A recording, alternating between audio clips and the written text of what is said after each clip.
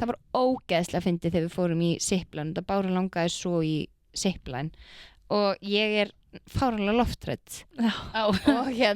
en þú veist, ég samt alveg bara svona, þú veist, get alveg bara svona kýlt á hlutina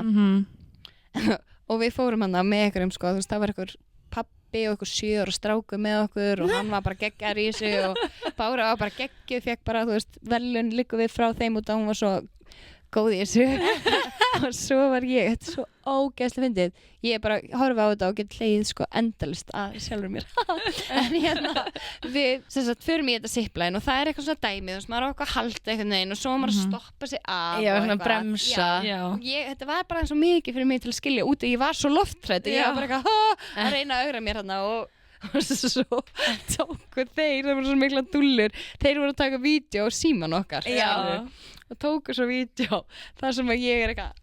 þú veist, á þessu og bara eitthvað að gera eitthvað svona geggjað mikið, þú veist, það voru allir bara svona við og ég var alltaf bara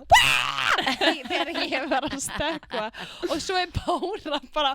Dóra, stoppa og ég heyrði náttúrulega ekkert hvað hún var að segja þannig ég kem svona klessi inn í hópinn, skilur þessi betur fyrst slasaðist enginn, en þá var mér semst ekki treyst til þess að vera ein þannig að ég var alltaf seinust þetta var svo fyndið þá Bára alltaf látið fara fyrst bara og allir bara vá og svo var ég og það var svona maður sem var ángriðs helmingi minn en ég sem var með mig í fanginu seinast yfir þú veist, í svona 10 ferðir eða eitthvað og litli strákur bara hvað kona þetta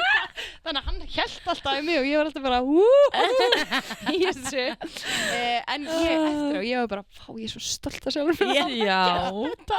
þetta var mjög skemmtilegt og ógeðslega fyndið